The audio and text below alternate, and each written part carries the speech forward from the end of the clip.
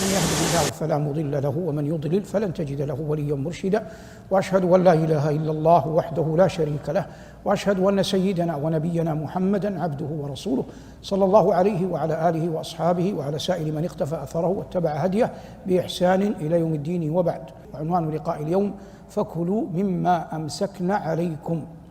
وهذا جاء في آية تتحدث عن الصيد في كتاب الله جل وعلا. والصيد كانت العرب تشغف به والملوك منهم خاصة، ويتخذون لذلك طرائق من البزاة أو من الكلاب أو من غيرها من السباع، فيعلمونها فتأتمر وتنزجر، فإذا أمرت ائتمرت وإذا زجرت انزجرت، فيسمى هذا كلب معلم، وكذلك غيره مما يصاد به. والله عز وجل يقول: وإذا حللتم فاصطادوا، ويقول: وحرم عليكم صيد البر ما دمتم حرما. والآيات في هذا المعنى كثيرة، لكن نأتي إلى قول الله عز وجل: يسألونك ماذا أحل لهم قل أحل لكم الطيبات وما علمتم من الجوارح مكلبين تعلمونهن مما علمكم الله فكلوا مما أمسكن عليكم واذكروا اسم الله عليه، إلى آخر الآية. الإنسان يتعبد الله عز وجل فيما يتعبد به بالمطعم الحلال في عينه وفي طريقته، في عينه وفي طريقته، يعني في عين المطعوم وفي طريقة الوصول للمطعوم. وأنتم ترون ما آتى الله عز وجل الإمام البخاري رحمه الله من ذكر عظيم في الناس، أن يخطب جمعتين 3 متواليات ولا يذكر فيها حديثا رواه الإمام البخاري. والد الإمام البخاري اسمه إسماعيل، والإنسان لا يكون صادقا في وقت أعظم من وقت يشعر بدنو الموت. لا يوجد أحد على يقين بلقاء الله يعلم أن هذا اليوم الذي هو فيه هو آخر أيامه في الدنيا فيكذب. ففي اليوم الذي مات فيه إسماعيل والد محمد بن إسماعيل والد البخاري قال: لا أعلم في مالي درهما من حرام ولا درهما في شبهة من حرام. ومثل هذا الكسب في هذا الوالد هو الذي بعون الله وتوفيقه أثمر ابنا مباركا عظيما هو الإمام محمد بن إسماعيل البخاري. واضح، وسيأتي في الدروس أنك كما أنت مطالب بأن تبر آباءك ينبغي أن تبر أبناءك، ينبغي أن تبر من؟ أبناءك. فنأتي لقول الله عز وجل: يسألونك ماذا أحل لهم قل أحل لكم الطيبات. الطيبات في ذاتها وفي كسبها وهي المستلذات، والمحرم في الشرع معدود. ولهذا قال الله عز وجل: وقد فصل لكم ما حرم عليكم، وقد فصل لكم ما حرم عليكم. فالمحرم معدود، والباقي كله ماذا؟ مباح. حرمت عليكم الميتة والدم ولحم الخنزير. والله عز وجل يقول هذا ويقول بعدها في آيات أخرى: وقد فصل لكم ما حرم عليكم. هنا يقول: يسألونك أي يا محمد ماذا أحل لهم قل أحل لكم الطيبات وما علمتم. الواو هنا عاطفة، ما علمتم ما موصولة، والمعنى والذي علمتم من الجوارح. لن ندخل في تفاصيل كلام الفقهاء في المسألة، لكن الصواب أن يقال إن المراد بقول الله عز وجل الجوارح هي الكواسر من البهائم والطير. ما المراد بالجوارح؟ الكواسر من البهائم والطير مما يقبل التعلم. فأي كاسر من البهائم أو من الجوارح يقبل التعلم أو من الطير يقبل التعلم داخل في قول الله عز وجل: يسألونك ماذا أحل لهم قل أحل لكم الطيبات وما علمتم من الجوارح. مكلبين أي معلمات تقبل التعليم فتصبح قادرة على الصيد، تأتمر كما قلنا إذا أتمرت وتنزجر إذا زجرت. تعلمونهن مما علمكم الله. فكل ما وعاه أحد ما من علم فإن الذي علمه هو الله. تعلمونهن مما علمكم الله فكلوا، والأمر للإباحة، فكلوا مما أمسكن عليكم. أمسك في اللغة تعني الحفظ. الله يقول: فاستمسك بالذي أوحي إليك، يعني احفظ الذي أوحي إليك. إن الله يمسك السماوات والأرض أن تزول، يعني يحفظ السماوات والأرض أن تزول. فكلوا مما أمسكنا عليكم. أنت تبعث كلبك، فهذا الكلب يأتي لفريسة فيصيد فيحفظها حتى تأتي أنت، ولا يطعمها غيره من الكلاب. هذا كلب غير معلم، لكنه يحفظها يبقيها حتى تأتي أنت. فإن وجدت بها رمقا من حياة ما زالت حية ذكيتها وجوبا، وإن كانت قد ماتت فلك أن تأكلها، على أن تكون قبل ذلك قد سميت قبل أن ترسل ماذا؟ قبل أن ترسل الكلب أو قبل أن ترسل السهم. واضح؟ فكلوا مما أمسكنا عليكم واذكروا اسم الله عليه. واذكروا اسم الله عليه، بعض العلماء حملها على الأول، يعني قبل أن ترسل الكلب، لكن هذا له أدلة أخرى. أما الأدلة هنا فظاهر الآية واذكروا اسم الله عليه، يعني إذا قدم لك فاذكر اسم الله عليه. أما حين يرسل الإنسان صيده فإنه الواجب في حقه أن يسمي قبل أن يرسل الصيد. الآن الإنسان هذا الصيد جاء مستثنى، لأن الأصل في كل ما أباحه الله من البهائم أن يذكى ذكاة شرعية، ولهذا حرم الله عز وجل الميتة. والتذكية الشرعية يشترط فيها أن يسمي المذكي. لو قدر أن هذا المذكي نسي التسمية فالأظهر من أقوال العلماء أن الأضحية أو المذكاة يؤكل.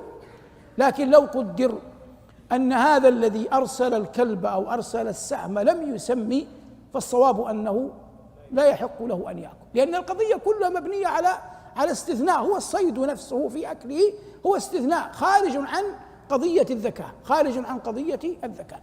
قول الله عز وجل مكلبين حمله الجمهور على كل كما بينا على كل كاسر من السباع والطير، من البهائم والطير، وحمله بعض العلماء على الكلاب فقط، وحمله الإمام أحمد على الكل، لكنه استثنى الكلب الأسود البهيم، الكلب الأسود البهيم، فقال إن هذا لا يصلح أن يكون كلب صيد.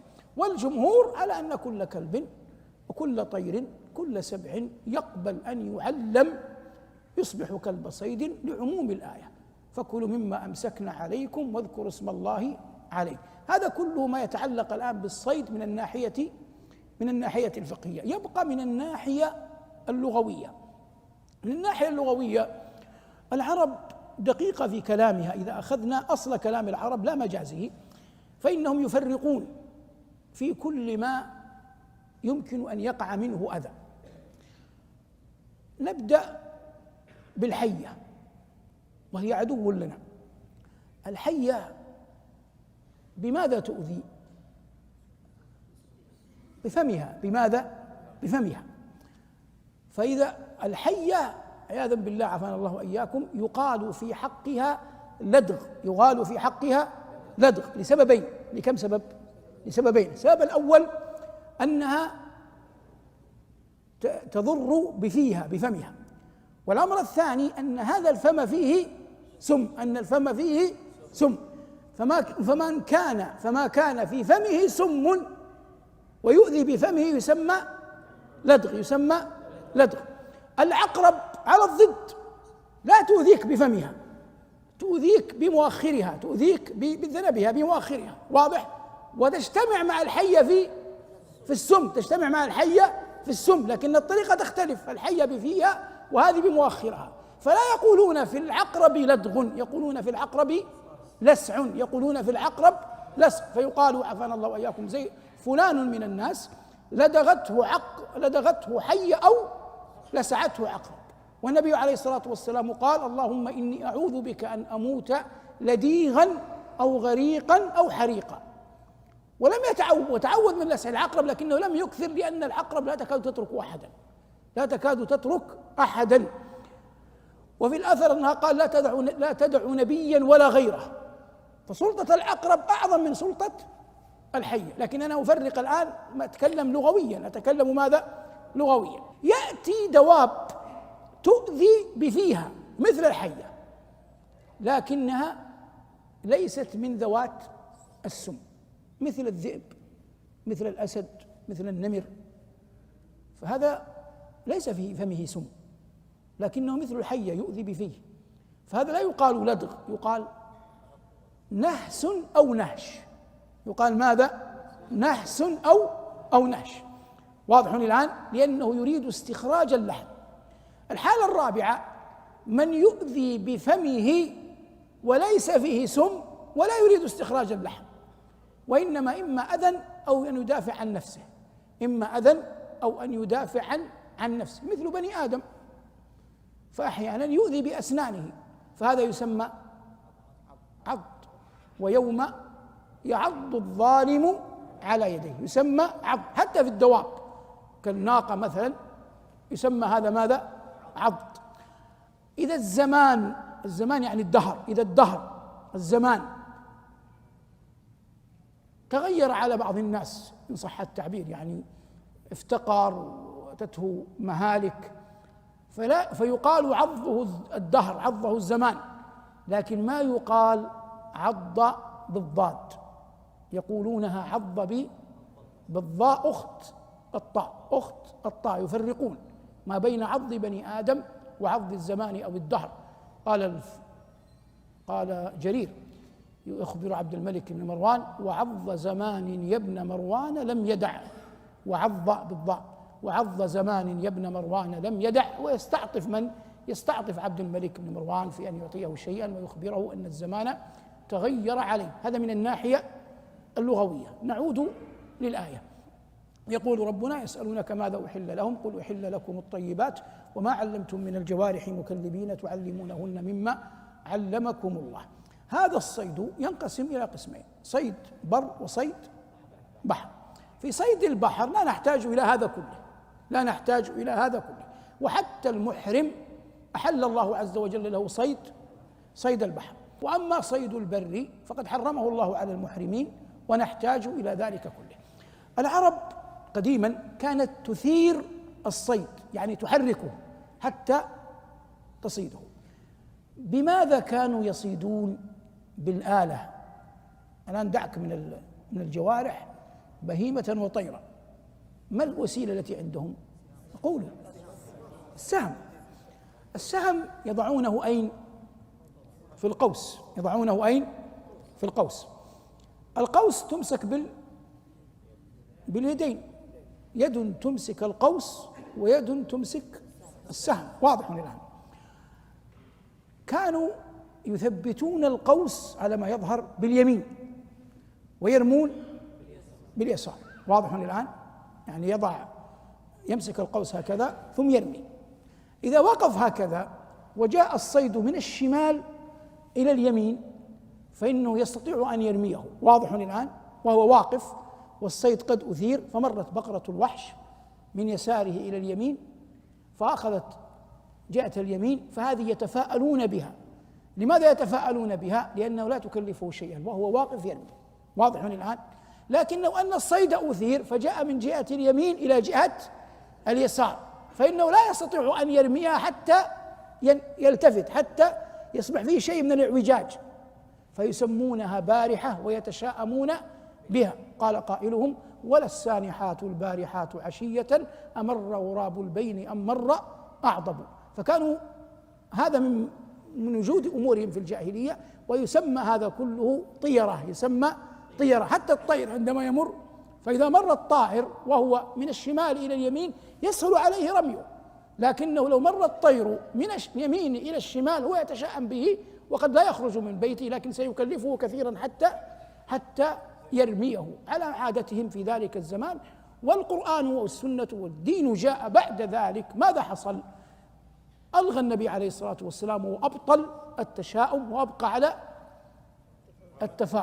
على التفاؤل، وحذر الناس من أن يردهم شيء من هذا. والإنسان يقول: اللهم لا طير إلا طيرك ولا خير إلا خيرك، اللهم ولا إله غيرك، اللهم إنه لا يأتي بالحسنات إلا أنت ولا يذهب السيئات إلا أنت، ولن يقع إلا ما أراد الله. لكن مع ذلك الذي يجب عليك يا أخي أن تحفظه لسانك. إن البلاء موكل بالمنطق، وقلما قيل لشيء كن إلا يكون إلا وقع، قلما يقال لشيء كن إلا يقع. فالتفاؤل أصلا يجعله الله سببا في جلب الأشياء، والتشاؤم والتطير قد يجعله الله سببا في دفع الأشياء، والحافظ الله. لكن الإنسان في هذا كله يأخذ من الأسباب التي ظهرت في الناس عيانا ولا يستطيع أحد أن يمنعها أو يردها. يسألونك ماذا أحل لهم، قل أحل لكم الطيبات وما علمتم من الجوارح مكلبين تعلمونهن مما علمكم الله فكلوا مما أمسكن عليكم. مما أمسكن عليكم، العلى هنا قد يعني يختلف بعض النحاة في مفهومها، وبعضهم يقول هل هي بدل من لا فكلوا مما أمسكن لكم، لكن قول عليكم يعطي نوعا من الحصر، كما تقول إن هذا المال وقف على كذا، وقف على كذا، فهذا أفضل في لغة العرب من أن تقول وقف لكذا. واضح الآن؟ فجاءت الآية من هذا السياق، فكلوا مما أمسكن عليكم واذكروا اسم الله عليه. وذكر اسم الله عليه يقال عند الأكل بسم الله، ولم يحفظ أن النبي عليه الصلاة والسلام قال بسم الله الرحمن الرحيم، إنما المحفوظ أن يقال بسم الله. ولم يحفظ، أنا لا أنفي لكن أقول لم ينقل، لم يحفظ في كتب الحديث أن النبي عليه الصلاة والسلام قال بسم الله الرحمن الرحيم، وإنما يقول صلى الله عليه وسلم بسم الله. وكذلك إذا طعم قال عليه الصلاة والسلام الحمد لله، وقد يختلف أحيانا الحمد قد يأتي بطريقة أكبر أو أكثر. من كل ما سلف يبين شريعة الإسلام وفقه الدين، وأن الله عز وجل أباح لنا الطيبات وحرم علينا الخبائث، ودعانا جل وعلا لأن نتقيه في كل شيء في المطعم والمشرب وغيره، والعلم عند الله. وصلى الله على محمد وآله، والحمد لله رب العالمين.